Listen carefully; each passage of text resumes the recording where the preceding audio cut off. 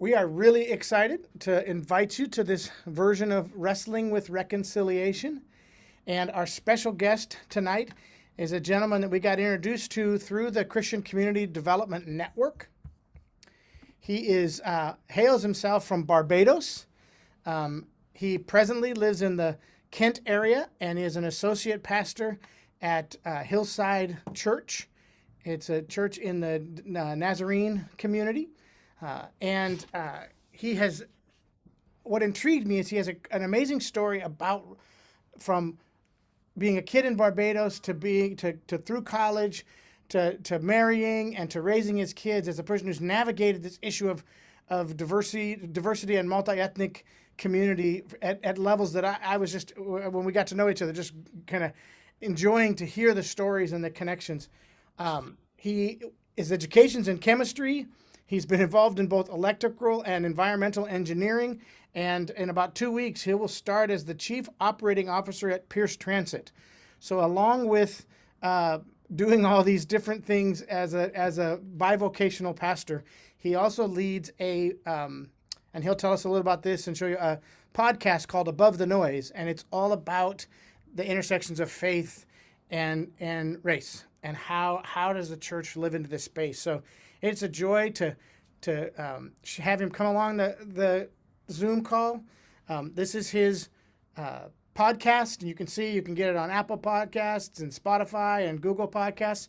There's one on an interview he does with his son that I would point you to. It's a fabulous conversation between he and his son about his son's interracial relationship and marriage, and how they have navigated through that, and his own experiences, and then his son's experiences. It was actually fabulous. So without any more introduction, we're going to give Grantley a chance to share some stuff with us for 15 or 20 minutes, and then we'll have a little dialogue as we do with Pastor Harvey and myself and Grantley, and then we'll open up the table. So feel free to use the chat, ask questions, and Grantley, thank you for being with us here tonight. We're really, really excited about having you join us. Thank you for having me. I hope everybody can hear me. If we were doing my podcast, this is what you would hear. I'm Grantley Martelly, and this is Above the Noise, a podcast at the intersection of faith, race, and reconciliation. All right, but we're not doing that tonight. I've always wanted to play that on a Zoom call. Thank you for nice groove. Thank you for having me. I enjoy being here tonight. Thank you, Steve, for the good introduction. I hope I can live up to that introduction. But, I grew up in the Caribbean, on the island of Barbados, many years ago. I am older than I look, by the way. And I'm married. My wife and I have two biological children and 2 children that I told Pastor Steve and Pastor Harvey that we adopted when family was having some challenges, and we brought them into our family. And between the 4 of those kids, we have 6 grandchildren. The youngest one is 4 months. And if you had time, I would show you about 5 or 6 pictures of her. I think she's one of the best kids that God has ever produced, but I am biased, right? So I'm sure you feel the same way about your grandchildren. On a side, before I get started, I always tell people that I believe that we need to be the biggest promoters of our children and our grandchildren, because if we're not, there's always somebody in the world who's willing to take that spot. And once we give it up, it's hard to get it back. So growing up in Barbados, I grew up in a family, obviously Barbados was a British colony, and I grew up on a very poor side of town, in what you in the United States would call probably a ghetto or the hood. Didn't know what that was when we were growing up. It was just home. That's where we lived, and that's what we knew. But being a colony, a former British colony, obviously there were still a lot of British and European influences there. By the way, the name Barbados means Little Britain, but they call it Little Britain. That's not the true Portuguese. It's a Portuguese word. It's not the true definition, but that's how it became to be called. So there was this stratification that you see around the former colonies, right? The white people live on one side, the black people work for the white people, serve in those kind of homes. And then you have what we call the Indians or the Southeast Asians, who were mostly like the merchants and that kind of stuff. And it was like three different stratas of society that we grew up in. Most of my family worked for white people at some point or the other. There were parts of our country growing up that that we didn't go into those places unless we had a need to go there, right? They're predominantly white neighborhoods. You went there if you had to work or you had a job or you're going through there. But we stayed out of those places. But one of the things that I noticed growing up was that, well, I'll get to this in a minute. There were 8 of us in our home growing up. My mom, and she had 8 children. And for the most of that time, we lived in a four-room house with 8 people. Got up in the morning at 5 o'clock, went to the public faucet, gathered water in a bucket, brought it back home for eating, drinking, and for showering and stuff, and basically live a pretty rural agrarian life. The good thing about growing up in the Caribbean is that even though we were poor, you're never hungry, because you can always go outside and climb a coconut tree and pick a coconut, find a mango somewhere, find breadfruit somewhere. You can go down by the ocean and you can walk on the beach and find an old fishing line from a fisher boat and, tie a hook onto it and catch something to eat. So even though we were poor, we were never really starving, although there were many times that we went to school, we didn't have anything to eat. But that's one of the good things about being in the tropics is you can always find something to eat, even if you're hungry. So growing up in the church, my family was mostly Catholic. Most of my mother's family was Catholic. And we used to have to go to the Catholic church a lot. And I didn't like going to the Catholic church because you had to make the sign of the cross. And I would always get the left and the right reversed. And then the nuns would hit you on your knuckles and say, that's not the way to do it. So I really didn't like that. So we had some missionaries come and visit us and invite us to go to the Nazarene church. And the Samuel Taylor would come as a missionary, and he would take us, and he would have this old Ford station wagon, and he could pack like 25 people in this car. That was before people worried about seat belts and child restraints and all that kind of stuff. Tell people I don't know how we grew up, because we never had a seat belt, we never had a child restraint. You sit in the trunk of the car, you sit in the front of the car, you ride at the back of the truck, and we made it. And then, I watched my children and my grandchildren, and just to go to the grocery store, it's a 20-minute process just to get the child in the car to go to the grocery store. And we would have gone to the grocery store and come back by the time they get the kids in the car. But my wife tells me it's not politically correct to say that, so I don't say it anymore. So growing up, we went to church, and I'm digressive, but, and the church, what I noticed about the church was that we were predominantly Black church, obviously from that part of the stuff, but the missionaries were white. And the only white people in our church were the missionaries. And when the missionaries left, we were back to being a predominantly Black church. And then the white people had the other churches on the other side of town, and the Asians had their mosque and the synagogues, and it was very, very few churches ever got together. And I always wondered why. This is starting with this whole thing about race and reconciliation. From a young child, I always wonder, why it is that when we go to church, everybody goes to their own church? From a young child, I kept asking that question. The only churches that were really integrated was the Anglican church and the Catholic church, right? Because in the Anglican church and the Catholic church, most of the priests were white. So they attracted white people to come. And then Black people went to those churches too, because they were part of they became Catholic, or they became Anglican, or they became Methodist. But other than that, it was never mixing. And then all the leaders always seemed to be white to those churches. Very few of them were ever Black. And I remember when they had the first Black archbishop in the Caribbean, his name was Drexel Gomez. That was in the 1970s. That was such a big thing, because he was the first non-white person who was the leader of a denomination in the entire Caribbean. And this is a place where 90%, where about 70% of the people are Black, right? And he was the first person to lead a Christian organization who was not white.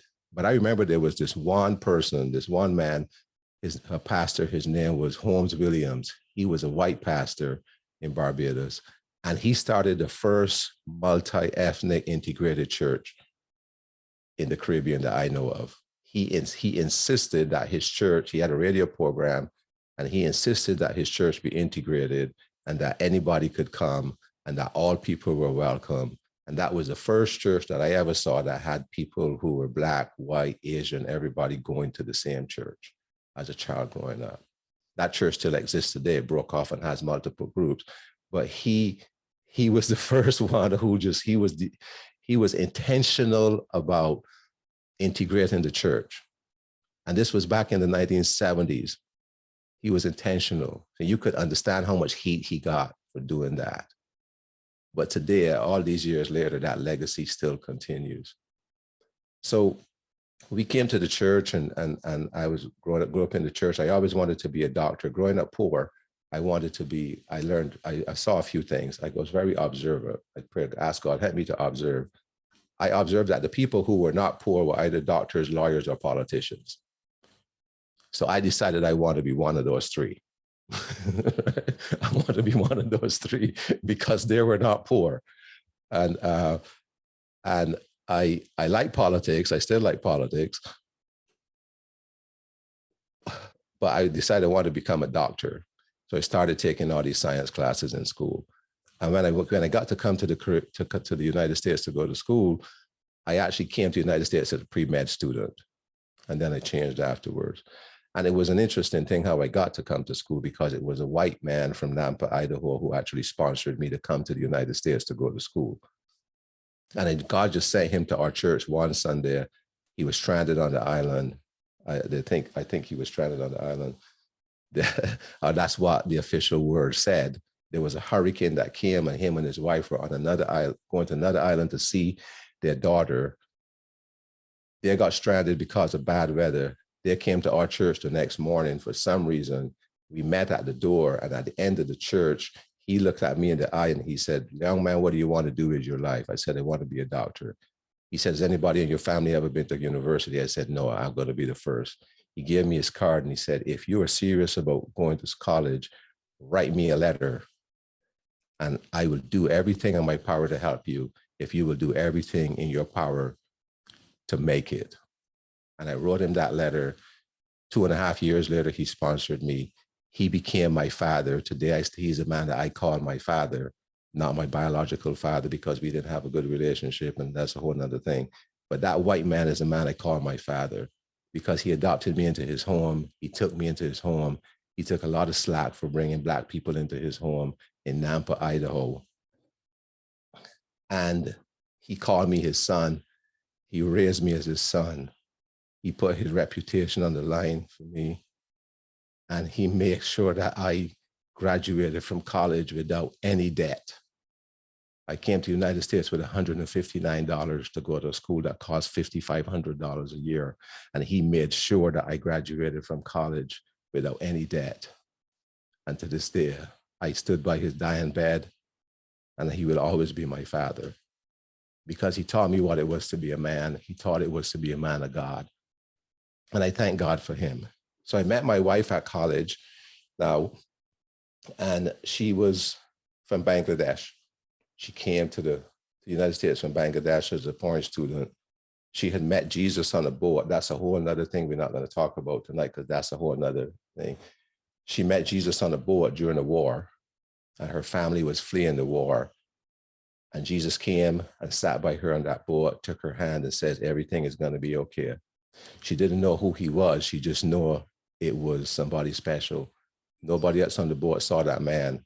And it was not until years later in the United States Embassy in Yemen that she was invited to a special meeting in the basement of the US Embassy. Turned out to be a youth service. When she walked into the room, she felt that same presence, saw that same person who was on the boat. Asked the people in the room, "Who is that man who is in this room?" They said, we don't see anybody, but if you're feeling anything, his name is Jesus. And she said, I know him. I just didn't know his name. Thank you for telling me who he was. And she became a believer. She was disowned by her family because her family is Muslim, still Muslim today, completely disowned by her family. They didn't come to our wedding. She got disowned for 3 reasons. She accepted Jesus. She chose who she was going to marry, and she got married to a Black man. 3 things in that culture that were wrong. That's the trifecta. So her father disowned her from the family, told her she was not welcome back to the family. And it was actually another white family who adopted her and did the same thing to her that Irvin Lear did to me to help her through. And that white man walked down the aisle with her during our wedding because her father refused to come to our wedding. So people will look at us and say, well, you guys are both brown skin, you must be together, right? But she was from Asia and I was from the Caribbean.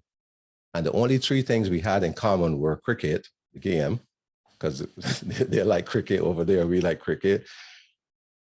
We were both brown, and we both like rice and peas. Other than that, there was no similarities whatsoever. Okay. And but people would think that we were, right? So they thought it was okay for us to be together. But if she was white, they would have problems with that because people actually told us they would have had problems with that. So her family disowned her, and we went through this whole thing. But when her family disowned her, she would call every week and they would hang up the phone. And they lived in California. And I told her, I said, we are followers of Jesus Christ. Your family may disown you, but we're not going to disown them. So you're going to call them every week and you're going to try to speak to them. And she would call every week and they would hang up the phone. And I said, every chance we get, we go to California, we would stop and visit your family, whether they want us to or not.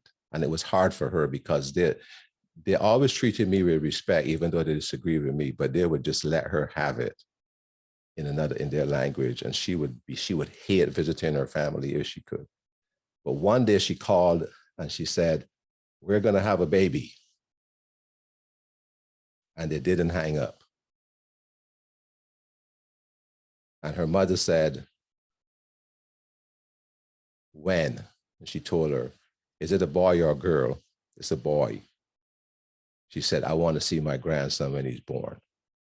You see, in that culture, a son is important, a first son is important, and a first grandson is important. And even though she was the youngest of all her sisters, she had the first child, and the first child was a grandson. And her mother said, I want to see my grandson when he's born. And she hung up the phone. And that began the process of reconciliation with that family. So then we started going to visit them and stuff. When our grandson was born, her mom got on a plane with her sister and they flew to Utah where we were in graduate school just to see that grandson. Her mom had to see her grandson. Her father didn't come, but that was the beginning of the relationship. And her sister began to talk to her family and say, you know, you're not in Bangladesh anymore. You can't live like this. Your daughter is married. They're happy. They have a grandchild. You need to change the way you're thinking about the world. Otherwise, you are not going to see your grandchildren grow up. So we started this to invite us to come and visit, and we would go and visit in the summertime, take the kids there. And her father, even as tough as he was, when those grandchildren walk into the room, he would have a completely different personality. Because it was something he could be proud about, even though he disagreed. And we had discussions about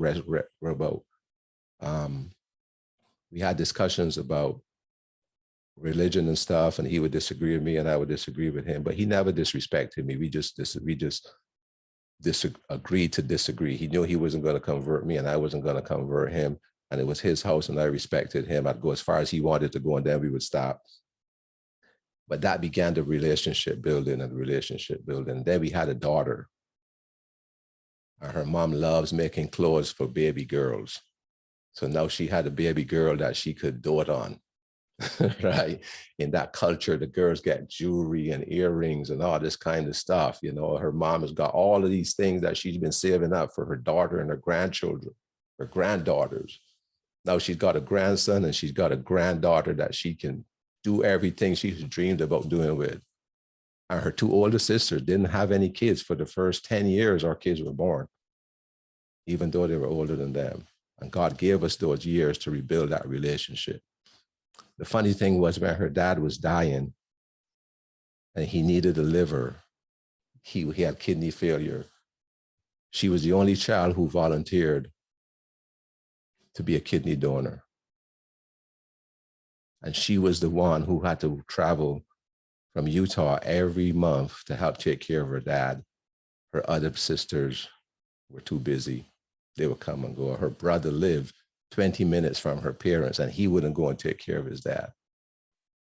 The one that they rejected is the one who took care of him and were there at his dying bed.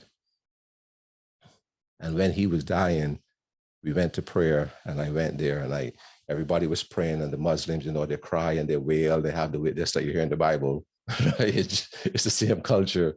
And I walked into the room and I looked at her mom and I said, I want a prayer for Muhammad. And she said, go ahead. And I went next to him and I took his hand and I said, Abba, this is Grantley. And he opened his eyes for a few seconds and he looked at me. And I said, I am going to pray for you that God be with you. And I held his hand and I prayed for him in that room, you know. So you see how that God took that relationship from you were disowned to you're the ones who were there when he's dying and taking care of him on his deathbed. So the funny thing was before he died, we had our 20th anniversary. And guess what? On our 20th anniversary, her whole family showed up. We rented a big hall. We rented a big room. We had it just like we started. It was still a Christian wedding, but they all came, all her brothers, her sisters, her nephews, her nieces, they all came. They all dressed up to the hill. We had a huge party. And my daughter has the most, my wife has the most cherished picture she has in her life. Her father walked her down the aisle for her 20th wedding anniversary. He wasn't there for number 1, but he was there for number 20. And they got to dance together, which is what she's always wanted in his life. So God brings reconciliation in that family. All these years later now, God called me. I was fighting with God for 20 years to become a pastor. He said, you got my 2 brothers who are pastors. One of them is a pastor, one's a district superintendent. You don't need me as a pastor. For 20 years. And one night I was ironing, and just like my wife had that person come and stand next to her, he came and stand next to me and he says, when are you going to answer me yes? Just like right there, you know. And I said, if you want me to answer a call to the ministry, you're going to have to give me 5 people who confirm it without me saying anything to them. And when I got to 5, I said, you got to give me 10. Right? And he gave me 10. I remember walking into the ICU. One of my friends got sick and he was in the ICU. He was a pastor and his wife called me and she says, Alfred's in the hospital. We don't know what's wrong with him. God doesn't know, the doctors don't know what's wrong with him, but he wants to see you. So I left and I went to the hospital, went to the ICU. My friend was on this bed. I mean, you know how people look in the ICU. He opened his eyes and he said, Grantley, when are you going to do what God is asking you to do? I said, I'm not here to talk about me. I'm here to talk about you. You're the one who's got you're halfway out of this world. He says, don't worry about me. I know where I'm going. You got a question to answer that God's been asking you, and you need to answer that question. Right there in the ICU of that room. I went to another meeting in Idaho with a bunch of pastors and district leaders. And during the break, 2 of the pastors walked up to me and he said, Grantley, God is calling you and you are running. When are you going to answer him? The same question came from all 10 people without me saying a word to them. And right there in that room, those pastors gathered around me, they laid their hands on me and they says, God is calling you to the ministry and you do not have a choice. You have to say yes. And that's how I went back to school and got my training to become a minister. I call myself a minister, really not a pastor, because I don't really pastor church all the time. I did start a church in Utah called Impact Multicultural Ministries. That church no longer exists. God called us to Washington to join the church here in Washington. We sold everything we had when he told us to do that. That's a whole nother story, but we sold everything we had and we came here to Washington. No place to live, no job, no house.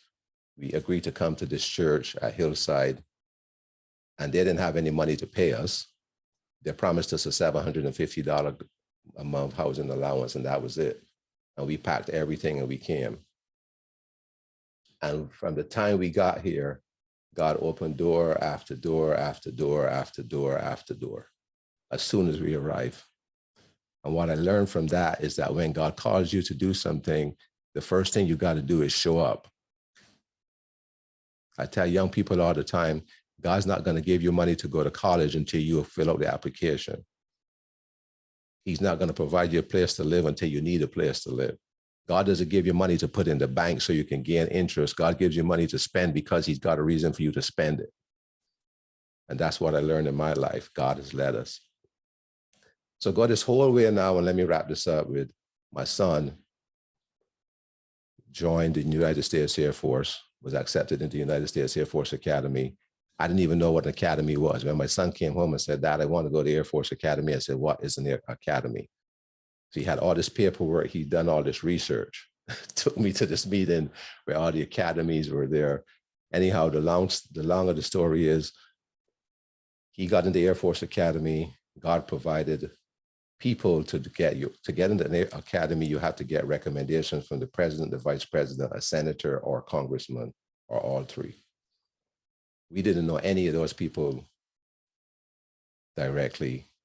But once he decided that that's what he wanted to do, God put all of those people in our life so that by the time he needed those recommendations to go to academy, Congressman Jim Matheson flew to Salt Lake City, interviewed him and said, I will support you. Senator Orrin Hatch said, I will support you. One of my friends knew Orrin Hatch personally, my boss at work. He says, your son wants to go to the academy. He sat in his office. He took out his phone. He looked up Orrin Hatch and he dialed Orrin Hatch's office in his office. Said, Orrin, one of my employees here have a son who needs to go to the academy. I need you to give him a signature. Could you imagine how God does that? This kid from the Caribbean who don't know anything about this stuff, and all of a sudden God's providing all of these doors to be open. When my son received his commission to go to the Air Force Academy, Congressman Jim Matheson flew from Washington, D.C. to Salt Lake City, had his staff called and said, I will be there. I got something for your son. And he showed up. This guy flew all the way from Washington, D.C., showed up with a proclamation from the Congress of the United States. Says, Ryan Martelly, you are going to the United States Air Force Academy. Can you imagine God doing that for this little kid from the Caribbean who come to the United States with $159? That kid graduated from the United States Academy, Air Force Academy, became a pilot in the United States Air Force, met a young lady, white lady from North Carolina. They fell in love. South Carolina, they fell in love, decided to get married. There's a whole nother story there.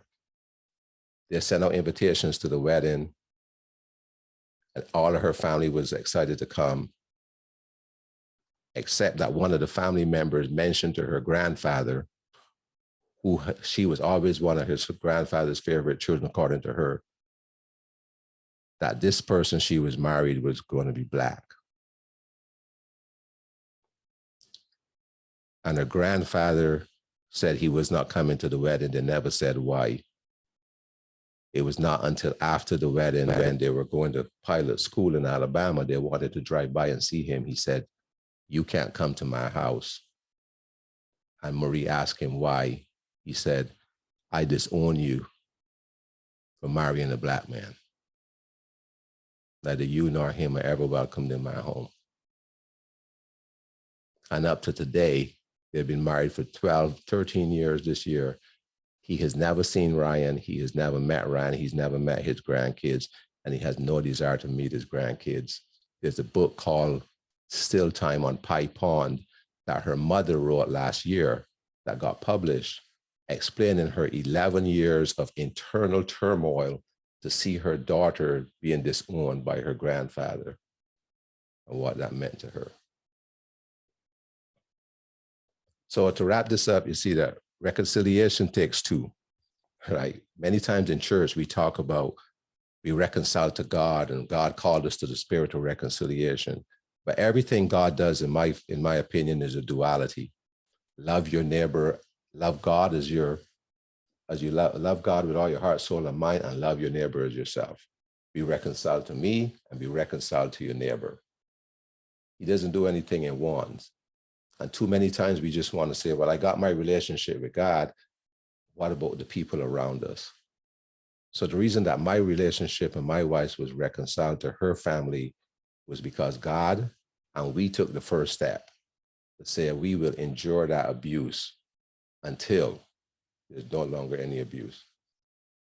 The reason why my son and his father, his grandfather-in-law, his wife and his grandfather is not reconciled is because her grandfather refused to allow for that second relationship to take place.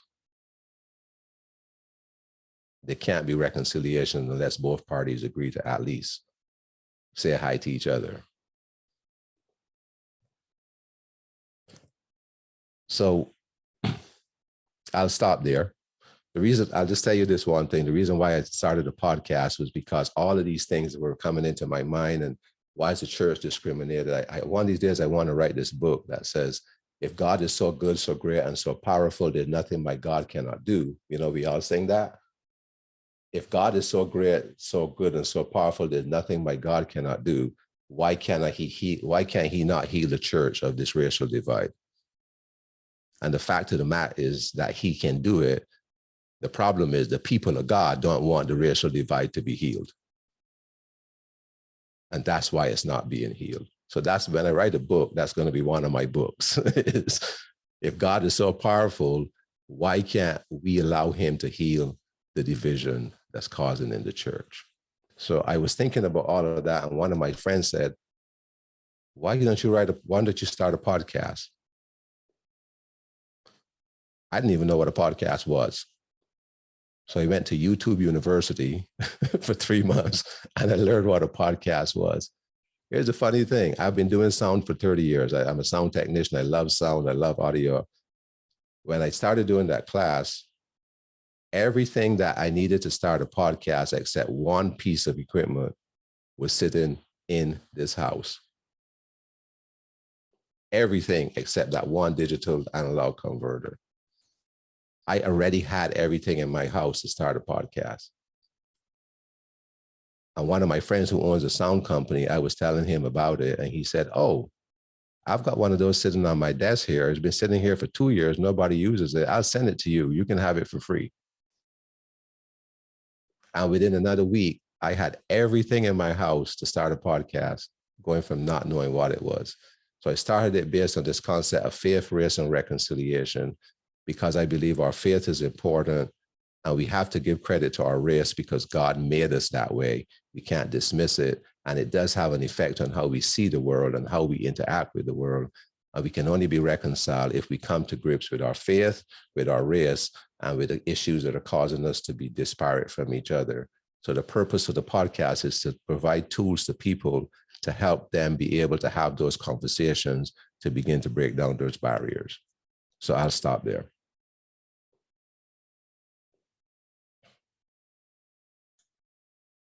Thank you, Grantley. You have a very inspiring and intriguing stories. Very, very colorful with many different layers. and very, very complex in a lot of ways. We're going to open it up. So if you want to begin to pull your questions together, or Grantley, you can do that. But I want to start with just have a baseline question about this church you mentioned. It was the first multi-ethnic church there in Barbados. If you can just describe a bit more about what motivated him to want to do that. And then as it developed, what was the ethnic composition? So I don't know what ever motivated him to do that, because I never got a chance to actually talk to him before he passed away. But I remember his radio shows, and I remember he had a radio ministry, and he would invite people to the church, and he would invite bands like the Gaithers and all of these bands, these groups to come to the United States, to come to the Caribbean, and he would have these big concerts, and he would invite everybody, and then he'd invite people to church. And at the peak of the church, before they had the first break off, the church was probably went from what he said, from him and his wife and his children, about 12 people, and at that time they were running like 500 people a service. And obviously, as a white person in the Caribbean, he had access to land, he had access to business people, his friends all own businesses, his friends all own stuff. So they help build the church from a small church, and they kept expanding it. And then they started this Christian school, daycare, where daycare was always a need that grew into a Christian school. And, it went from being about 50% Black and 50% white in the beginning to where at its peak, it was probably about 70% Black and 30% white. And then he started bringing in associate ministers who were of all races. So he started bringing in, taking the Black pastor, young men in the church who were called to ministry, and he started teaching them how to become ministers. So at any one time, he would have 4 to 5 different people, Black and white, that he was training how to be ministers. Wow. I'm curious, Grantley, to stay on this kind of idea. You mentioned that you only saw white people as missionaries. You just mentioned as, a white man, he could afford land, and he had resources and connections. You mentioned like this idea of all leadership being white. You mentioned your father and your wife's, family that adopted your wife. And I'm curious, as you experience this, as you've experienced the hurt in your own family with the separation with your family-in-law, and then your son's separation from his grandfather-in-law, what goes on in you? Like, what goes on inside of you that makes you decide you want to be in a multi-ethnic community when all the messaging you got was opposite to that? Well, that's a complex question, but the short answer to that is, when we were growing up in the church, we were taught by some pastors, and I love these guys. I call them, these pastors came up in the school of the coconut tree. I call it the school of the coconut tree. They're mostly bivocational ministers who love the Lord. He called them to the ministry, but they had to work. And during the times when they were not working, on their lunchtime or whatever, they'd be reading the Bible, studying the Bible, raising their families. They were called what you call sharecroppers, right? They either worked in a sugar factory or they grew crops and sell them. But God called them to the ministry, and they could never go to Bible school, even to the Bible school that my brothers went to next door. Years later, these guys couldn't afford to go. But they understood the Bible to a depth that I have heard few theologians with PhDs can explain the Bible and bring it to people in a simple way that they can accept it. And one of the things they taught us as young men was, do not accept what we say. You pick up the word, you study the word, you ask God to reveal it to you, and let's discuss it among each other. They always challenge us to do that. Study it, read it, just do like we do. Go sit under the tree, and because the house is hot during the day, so people go and sit under the tree. It's just a cultural thing. That's why I call it the coconut tree theology. Right? The house is too hot, you go and sit under the tree, you got your Bible, you're reading it, And that's how you learn. And when I read the Bible growing up, I always thought that the Bible was always multicultural. I don't even know how I began to think that. Now I can explain it to you like if I've known it my whole life, but I haven't known it my whole life. I just knew that the Bible was multicultural, and I knew that segregated churches was wrong. I just knew at the time I was young that it was wrong. And it's always been there. I started this ministries. I wrote papers. I wrote things about integrating the church and why it's integrated the church. I've flown back to the Caribbean and I'm doing leadership seminars with pastors and stuff. And I asked the black pastors and stuff, says, why is it that you do not see the entire population of the Caribbean as your ministry? You only see your ministry to people of your own color. What about the white people? What about the Indian people? What about the other people? Don't they deserve to hear about Jesus as well? I've always asked that. So it's myself and about 5 of my friends, we're still called the upstarts in the Caribbean, even though it's like 40 years later, because we ask the hard questions that make the church leaders uncomfortable. When our general leaders would come from the United States to conduct our assemblies, we would challenge them on theology. We would challenge them on everything. We would get up, man, and we would be in their face about why is the church doing this? Why is the church doing that? Why is this? And they didn't like it, you know. And I remember when I went to college, we had to take Bible classes. And the only people in the class who would argue with the professors were the guys from the Caribbean. Everybody else would be quiet.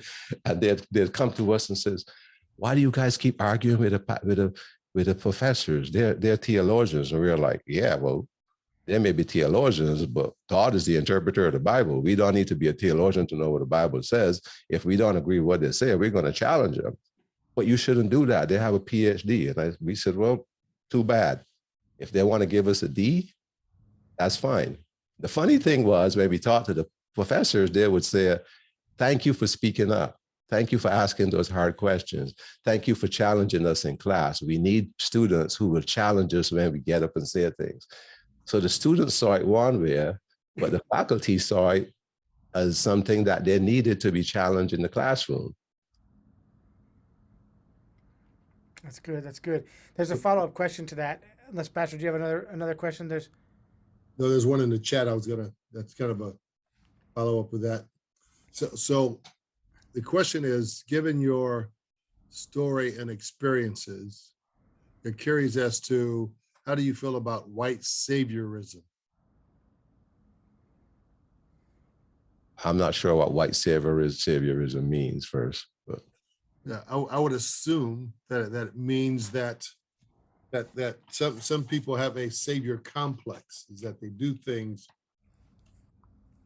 to appease sometimes their own conscience, and they come off as saviors because you need the help and they don't necessarily do that. You were adopted, obviously. I see. College by a white person from Nample, Idaho, of all places. Yeah. Right. Your wife was adopted in principle by a white person. So I guess they're just curious about what do you think about white saviorism? Did I do your question justice? If not, you can chime in. Yeah. So there's 2 answers to that, right? I believe if we don't watch our theology well and we don't train ourselves well, we all develop that savior complex, right? We always want to go in the world and think we can save people. We got to always, everybody we talk to has got to accept Jesus Christ. We're going to help people at the food line because we want to save them, right? We want to help refugees because we want to do that. In Utah, many people wanted to come to Utah, come to my church and come with us because they wanted to save the Mormons, right? I had a pastor tell me one time, if you want to make a lot of money, you just go around the country preaching that you're saving the Mormons in Utah, and people will send you checks by the bucket load. I was like, well, I don't want to save the Mormons and I don't need the checks. But I think for this family I think the more you get exposed to the world and you get exposed to people, I think, yes, you can develop white saviorism, but you can also develop a genuine understanding of people and the differences of people and come to value those differences. And in both my case and my wife's case, the families who adopted us had traveled around the world. They'd met people from all over the world. They'd done sabbaticals in Jamaica and Africa and these kind of places. The family who adopted my wife was actually teaching in Yemen in an international school in a country where it's illegal to be a Christian. If you were found to be a Christian, you were taken out to the town square and shot. Mm-hmm. And they were in that country teaching. And it was a young man of 14 years old who invited my wife to go to church.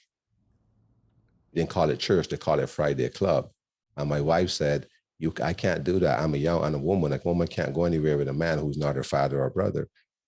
And that young man went to my father-in-law's house and asked him if he could invite his daughter to the embassy, right, where she met Jesus. Mm.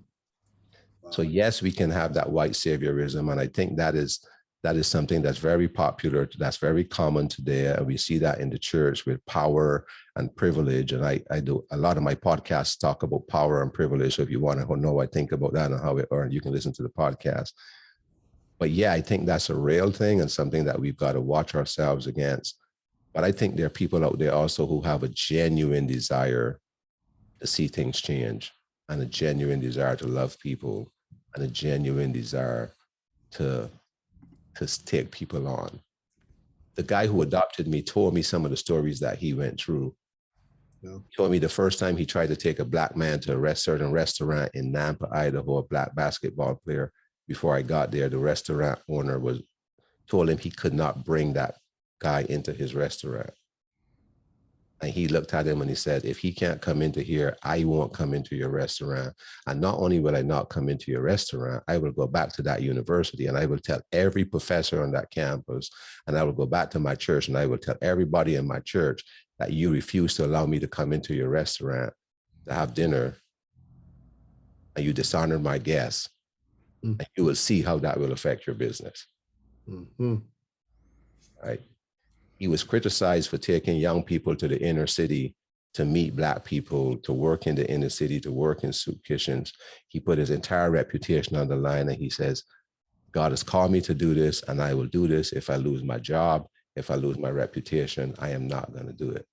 Mm-hmm. And now, not that university, but every university that the Church of the Nazarene operates, which are 8 universities, have a program that was designed by that man. That's doing the exact same thing that he was criticized for. He is the grandfather of inner city ministry in the denomination and what's now called compassionate ministry. He's considered one of the grandfathers of doing that because he had a genuine interest in his heart to get to know people and to help people. So people can have pure motives when they reach out to others. We appreciate that. Now I have one curious question about why you're a part of the Nazarene movement as a man of color, and then we'll open up to for the rest of you to have questions because you said something that intrigued me. One was that as a young kid you were asking why were churches separated. Then right toward the end of your presentation, you said the church is still separated, but people of God don't want racial healing. I think some of us have grappled with this enough to have an idea of why churches are separated. So what would you say we need to do to change that? First of all, answer my question about why are you in this largely white denomination? Are you going to be the savior of that denomination? Or, and then what do you think we can do to bring healing and better reconciliation in churches today? So I am a member of the Church of the Nazarene because I choose to be a member of the Church of the Nazarene. That's what I tell the leaders of the Nazarene because they asked me that too. And I said, I'm here because I choose to be a member. When I choose not to be a member, you'll be the first to know. But the Church of the Nazarene is a denomination that brought my family out of Catholicism in the Caribbean. We were all Catholic, and I'm not exaggerating. My entire mother's family was Catholic, and most of them are still Catholic today. My entire father's family was Methodist. and most of them are still are today. And we're the only ones we came out of that. And I just have good relationships in that church. I've just built good relationships in that church. In the Caribbean, the Church of the Nazarene is predominantly Black. Is predominantly mixed churches. There are not very many white people left in the Caribbean who the missionary. There are no missionaries in the Caribbean anymore. So when I go back home and I'm in the Nazarene church, it looks completely different to the Nazarene church in the United States of America. I went to a predominantly white college, university. I've learned to live among white people and learn how to exist in both worlds, right? When I came to the United States and I first started going to school, I was very uncomfortable. And I remember praying, I said, God, teach me everything I need to learn to live among these people, and teach me to know enough that I would always stay one step ahead of them. That was my prayer in college, because I knew that I had to learn how to live in this environment. Most of my family in the United States live in New York, live in Boston, live in predominant places. I didn't want to live in those places. I wanted to live in a place where I would be challenged, where I would not be accepting the status quo and just doing everything by the status quo. So the Church of the Nazarene has a long way to go as far as a leadership consideration goes, in terms of divesting the leadership of that denomination. And they've come a long ways to doing that. But I don't consider myself to be a savior of the church, because I have had the privilege from the time I was growing up. I played in a Christian band. I've always played music, which gets me into all sorts of churches. And whether I'm I've got a lot of friends in the Assemblies of God church who tried to convince me to become Assemblies of God Baptists, who tried to become Baptist pastors. When I started my church in Salt Lake, the first two supporters were, the second supporters were a Baptist pastor and Assemblies of God pastors who actually wrote checks for us to start our church. But I noticed in all of those denominations, the makeup's not very much different unless you start going to African-American churches or Hispanic churches and stuff. But when you start going to what they call the multicultural churches, the makeup's not much different. The second part of the question is, goes back to your curiosity why the church was separated, and your comment that people don't necessarily want racial healing. What do you think we need to do? 1, 2, 3 good things that will enable us to be the people that God is calling us to be, wanting us to be. So I always have to couch this in a I call it Western Christianity. I believe there are different types there's biblical Christianity and there's Western Christianity. And most of what we experience in the United States, even in the Caribbean, in Europe, is Western or European influenced Christianity. And that Christianity is highly influenced by white privilege, white culture, colonialism, imperialism. One of my podcasts is called Is the Queen Racist? And I talk about the formation of the Church of England, which was not formed because it had a divine imperative. The Church of England was formed because the King of England was upset at the Pope, and he started a church so that he can do what he wants to do separate from the Pope. And that became the Anglican Church. Okay. So it was started purely for political, social, ethnic reasons.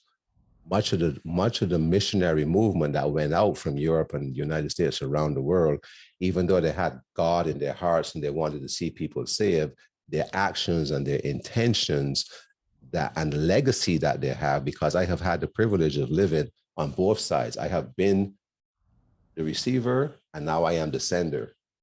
I've been living on both sides. And I can tell you the legacy that has left. Many missionaries didn't even realize that they were promoting colonialism. They were promoting slavery. They were promoting white privilege. They're just doing what they're taught. But as you look back on it nowadays, you see that that is exactly what they were doing. And that legacy still exists in the church. So to bring it all around, we've got to, first of all, examine our history. And we've got to realize that examining our history doesn't mean that we hate people and that we don't like them.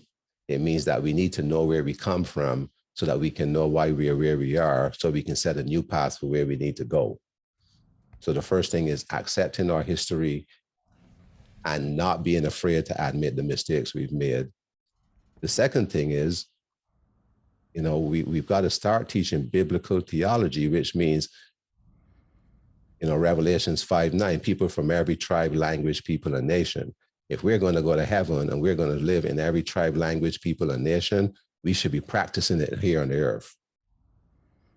Because in heaven, it's too late to learn it, right? God's not going to ask you what street you want your mansion on. There's no red lining in heaven. He's going to put you where he wants you to be, and you're going to be around the people he wants you to be around. And we could as well start practicing it here today, because that is what I believe the Bible is. I teach a class called Leading with Cultural Intelligence once a year. And a big part of that class is learning to see culture in the Bible. And I've been teaching Christians to read the Bible from a cultural perspective. From Genesis to Revelation, the kingdom of God is multicultural. It has never not been, and it will never not be. And we've got to accept that. And the third thing is, we as Christian leaders have got to stop forming churches based on race, ethnicity, language, and culture. And we've got to start starting churches based on the biblical principle of starting a church, because God called us to those people to do it. And we've got to see our demographic as everyone. When I first became a pastor, every interview I went to, people would say, what's your demographic? And I would say, my demographic is whoever God puts in front of me tomorrow. Well, but you got to have a particular group of people. No, I don't. If he brings me a white guy, he's my demographic. If he brings me an Indian person, they're my demographic. If he brings me a Muslim, they're my demographic. If he brings me a Black person, they're my demographic. If he brings me a homosexual, they're my demographic, right? Got to see our demographic as the kingdom of God, not what our society tells us our demographic is. Amen. Wow. Grantley, I love the way you just laid that out. I think, and I don't know if those on the calls previously and those that went through the Jamar Tisby conversation, but this idea of accepting our history doesn't mean we hate people. And I think we're so nervous right now. The minute we acknowledge the truth of history, I mean, you just mentioned, the start of the Anglican Church, and somebody's got to be upset because you just talked bad about Anglicans, or until we could just accept, the history without saying we hate people. It doesn't mean and then acknowledging our mistakes. I love that, the combination of that, and I think we've seen that as a continuous thread. And then the idea of teaching the Bible and start forming churches on like purposeful demographics, but just allowing, leading from where God calls you. I mean, I've been in conversations, and I think I'm guilty of, we're trying to form a leadership team. So I think very specifically about the kind of reflection we want to have, and I think getting out of all of us have to get out of our heads about leading from, we're going to be a Black church. So we're looking for kind of core cultural issues that will, apply to the Black family, and being able to think about who has God put before us, and how do we lead from the folks God's bringing us. I think that's a challenging thought. I just want to call that out, that I don't hear that very often. I usually hear folks that are much more. Now, you did mention intentionality, so there is a little twist here. You do kind of confer that we got to be intentional, but we got to be intentional about who God brings us, not intentional about what we want, Right. maybe, or something like that. Yeah. How do you think about that intentionality? Now you're living and working in Kent. You're connected to a church that is wrestling through these issues, been a predominantly historically white church with a very multicultural youth program, and that interplay of how this all comes together. So the intentionality of the church is not that. So the pastor F came in, and he came back from a missionary background in Africa, Asia, Europe and stuff. And the church was predominantly white, upper middle class white. And one of his conditions for the church becoming a pastor was that if I become your pastor, you need to reflect the community you live in. And he had done his research. Kent is the 9th most diverse city in the United States of America, not in the state of Washington. In the United States of America, Kent, Washington is the 9th most diverse city. How can you have a church of 350, 400 people that are all white. Where you live in the most diverse city in the state and in the nation, in the ninth most diverse city in there. So he was intentional about that. He didn't go about saying we got to have this much people, that much people, that much people. He just says we've got to be intentional about representing the community where we live. And that's got to be from the congregation to the pulpit, to the office, to the back of the office, wherever it is. So that was the intentionality, where we are and the people that God has put around us. Getting to know your community, getting to know your community leaders, being involved in the high school, being involved in the junior high, that kind of stuff. People don't know this, but outside of the people in the church that we knew, once we came to Kent, our next friends were the community development director for the city of Kent and a lady from Kent Conservation District, right? And then the mayor's office was the third one. And that was we weren't really intentional. We were driving around town and we had the GPS, and your GPS only shows you like a little bit of the city. And we were always getting lost. Well, I grew up being a Boy Scout in a map. So I got tired and I says, I need a map. I'm tired of going down 5 streets at a time. So we were driving by the city hall and I said, they got to have a map in there. So we pulled in, I went inside, I asked the lady, do you have a map? She says, yeah, we have a map. I said, I just want to see the city. And as we were walking out, we saw this sign that says community garden opening. And my wife said, I want to talk about community garden, because she had this idea for a community garden. We went and asked the lady, who talks about community garden? She introduced us to Tony Azzolo, who was so this whole thing about driving around the city, looking for a map, that lady said, you need to meet this lady. Tony said, you need to meet this lady. She said, you need to meet this gentleman and thing. And then he said, you need to meet the mayor. And just with that conversation, trying to figure out how to get around the city, we met 4 key leaders in the community. So you can be intentional without being intentional, because if it becomes a part of your DNA, you just do it naturally, right? The youth group started in the high school, a Bible study in the high school. Kent Meridian High School has over 120 languages spoken in that school. Okay. We call it the school in the hood in Kent, right? They started a Bible study and they introduced those kids to the kids. The kids start bringing their friends, they start bringing their friends, the white kids with their black friends, the black kids with their white friends, all this sort of stuff. The group became multicultural because the school was multicultural, the neighborhood was multicultural. One lady started driving around vans in the community, picking up kids to come to Sunday school. Guess who were coming to Sunday school? White kids, brown kids, black kids living in the apartments.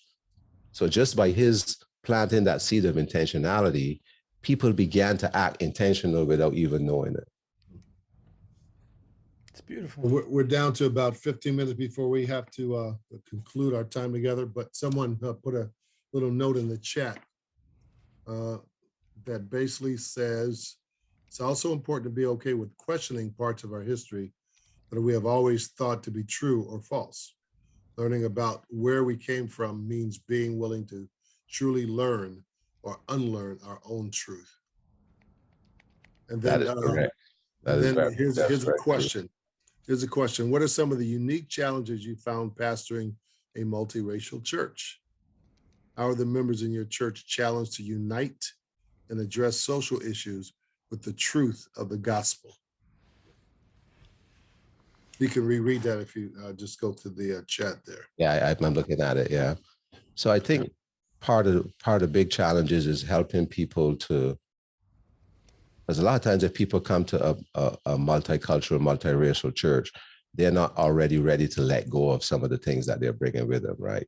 So as leaders, we've got to be intentional. This is who we are. This is where we're going. This is what we're doing.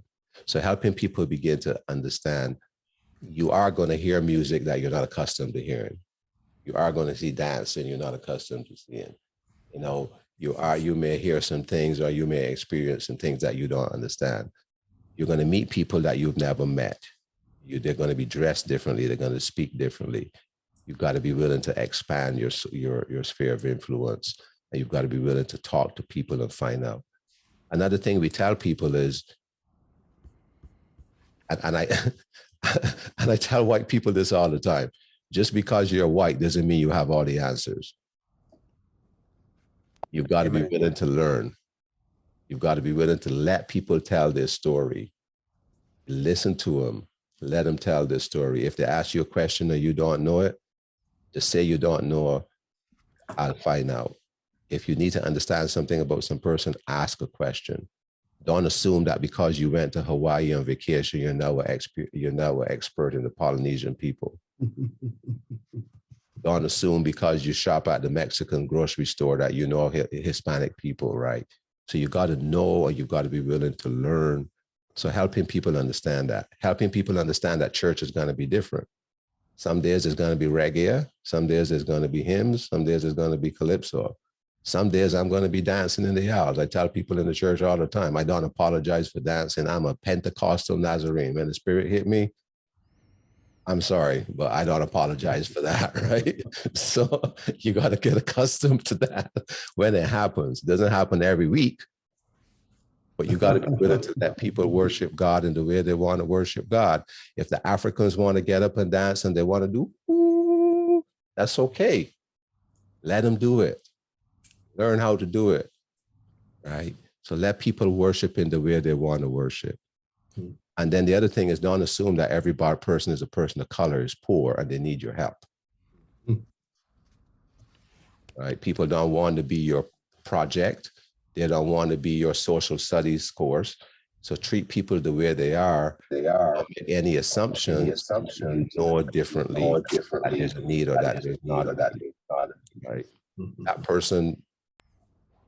That person may be the son or daughter of a king. You don't know that. You can't assume that because they look a certain way or because they speak a certain way that they fit into what you have been taught about people who are brown always need help. Because I don't really need your help. You know, if you want to help me, that's fine. But, you know, I'm not here to ask you for help. If they don't ask for help, don't offer help. That's something that I actually learned in the business world dealing with people with disabilities, right? One of the things you learn in dealing with people with disabilities is don't pretend that you're there to help people with disabilities unless they ask you for help. Don't assume the person in the wheelchair needs help across the road. Don't assume the person who is blind needs your help.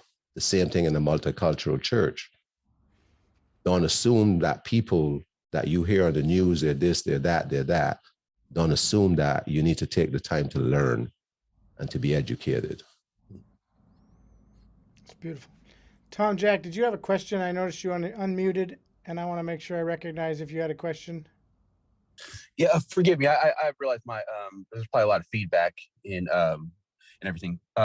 But yeah, I wanted to ask, on the opposite end of the spectrum, are there things that you tell everyone to not assume about white people? Because in all reality, one thing that I've grown to really dislike is the fact that it seems as though, and this is one of quite a few things, but I'll just name just this one and I'll be done. But people, I feel like a lot of people of color or people that are just not white, just feel like they can just say whatever about white people to their face, or you know, or just talk. It's like there's a viewpoint that white people, as soon as they're born, they're inherently they just have to take on all of the sins of their fathers and things like that. And it takes, I mean, when I look at the white people in our church, at ECBF or just in any church, or not any church, but many churches that I've been to, it's like they're almost like they can see it coming and they already know, and they just kind of have to humble themselves to the moment of it. And I see that happen a billion times over, you know. What is there anything that you say on the opposite end of the spectrum? Yes, we do. And we have conversations with people all the time. the reason I mentioned white people is our church is still predominantly white, right? So people are always coming up to me and asking me questions about different things and asking me how do I talk to that person, or what do I say to that person? They'll come and ask me that. But we talk to people when we get the other people together, whether they be Africans or Kenyans or whoever, we talk to them about the same thing. Don't assume other things about other people, right? You need to take the time to build a relationship. You need to get out to your groups, because sometimes when you have a multiracial church, people tend to group themselves in the group that they're most comfortable. And we want to tell them to get out to that group, get to know people, get to talk to people. If somebody invites you to their house, go ahead and go to their house. You may not like everything they give you, but do your best to eat it or whatever, because people's diets are different, right? From people who come from mostly refugee backgrounds and in refugee camp and stuff, they don't like a lot of sweet stuff. You ever notice that? Because a lot of times the sweets is not something that they had a lot of. So don't worry about that. If you don't like the pie, just say, just try it the best you can, or eat half of it or whatever. Don't we try to teach them those things as well. So yeah, we do it from both sides of the fence. And when I teach my class is usually about 50-50. I only teach it once a year because I tell them I don't want to become a professional Sunday school teacher. So I only teach it once a year for 3 months. If you want to get it, you got 3 months to 4 months to get it. And then you got to wait for the next year, right? But we talk about all of those things in the groups. And we talk about Asians, and we talk about predominantly African, and people predominantly from Europe, people predominantly from the Caribbean. We talk about all of those different groups and try to help people begin to understand each other. And I know sometimes white people feel as though that people are getting on them, and that's not our intent. But in a church that has predominantly white and has been predominantly white for 75 years, those are issues that we have to deal with. Now, I have a friend who have a church that is predominantly Black church that's becoming multicultural, and he's dealing with it from the other side because he has white people coming into his church. So he's got to be talking to the Black people about their stereotypes and about their things from the other side of the fence, right? And he and I talk about that. He'd be like, "Yeah, I've had to tell the people, it's okay for people not to clap, but it's okay for and everybody's not gonna like whatever." So he's coming at it from the other side and having to deal with those issues. Thank you very much.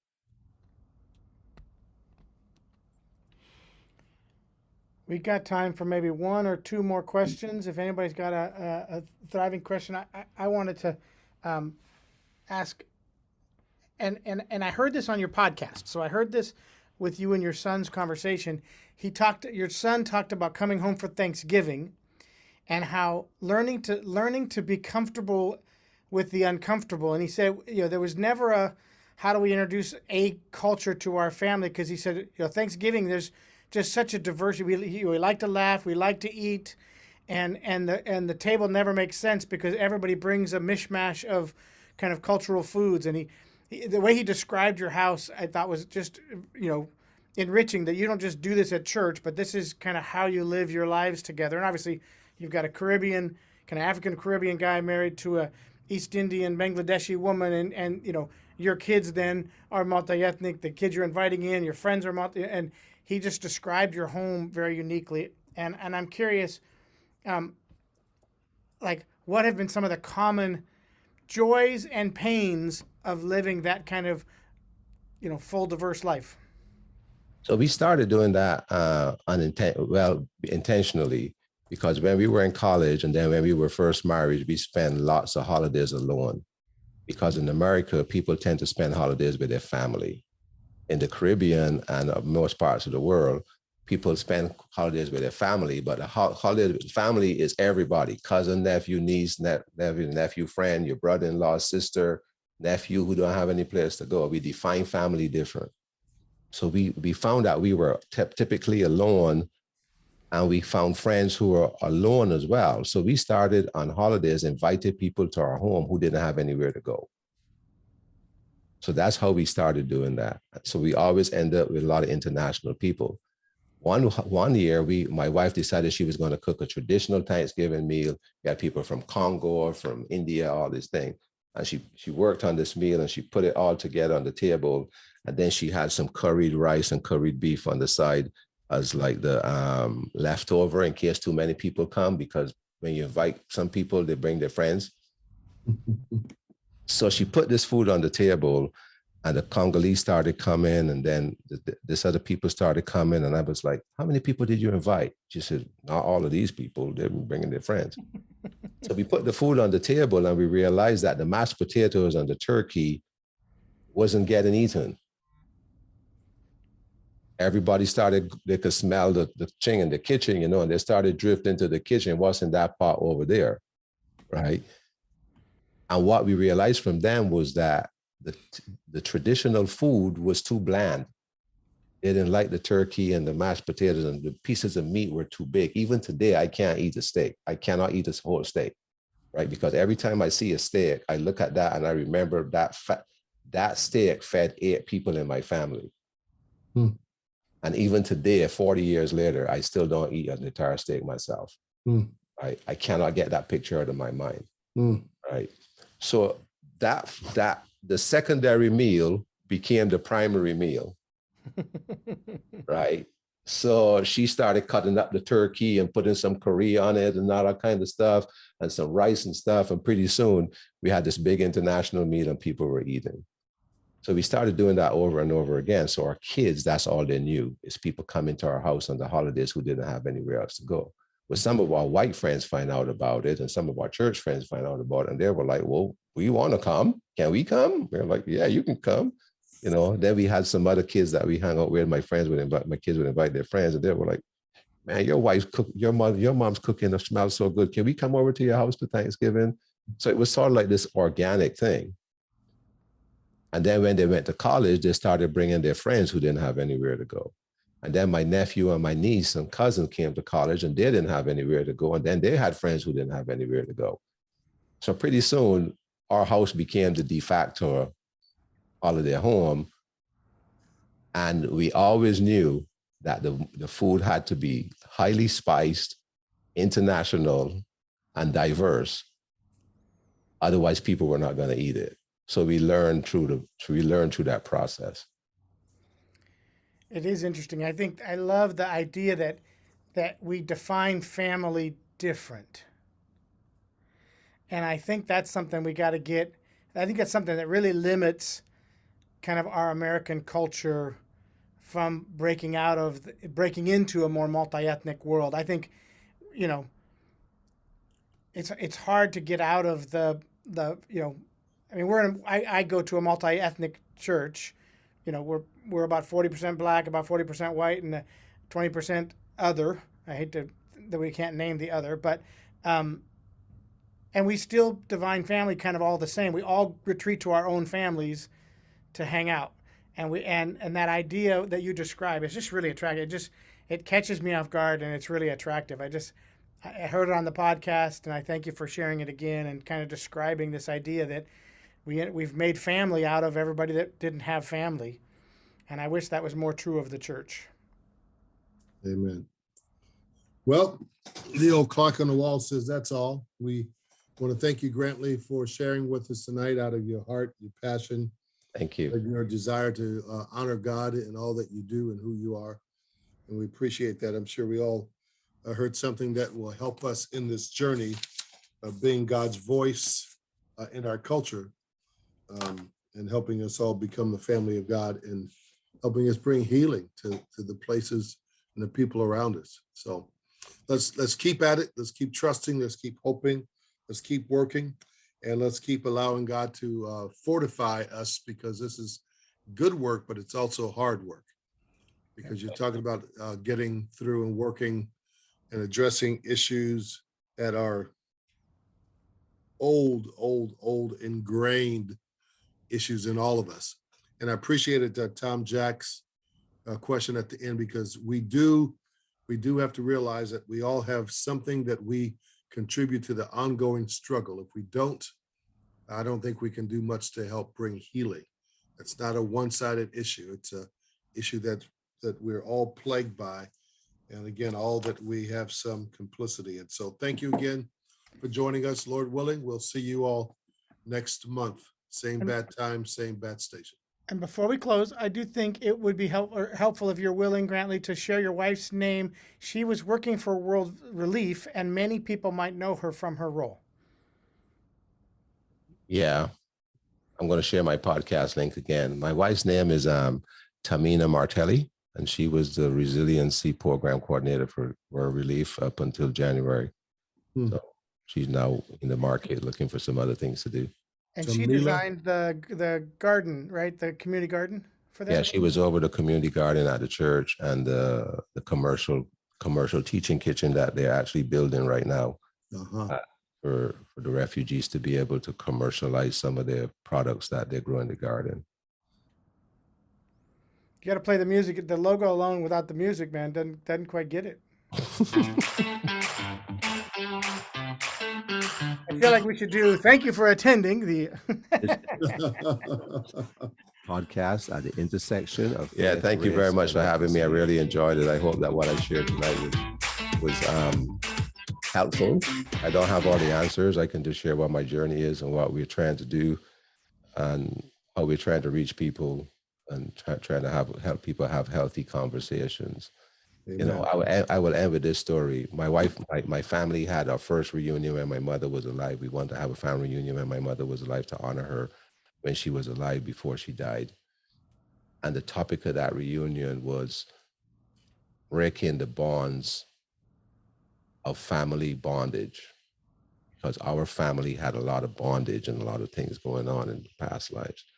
And one of the statements that came out of that, which helped me with what I said tonight, was that we can look at the history of our family without disrespecting the memory of our elders who are alive and those who have gone before us. And my mother and her brother, her two brothers and her sister, they came and they gave us permission to dissect our family history. And they filled in the places that we didn't know, good and bad. And they tell us the whole story. And they said, it is okay for you to do this, because my mother said, you will not get to where you need to be unless you understand where we came from. And that's where I learned that principle, that it's okay to look at history without disrespecting those who've gone before us. They taught us that. They were all in their 80s. And they gave us the permission to do that. That's beautiful. Great Wise word. and beautiful. So thank you very much. Good night. All right. God bless you all. Good night. Thanks, everybody.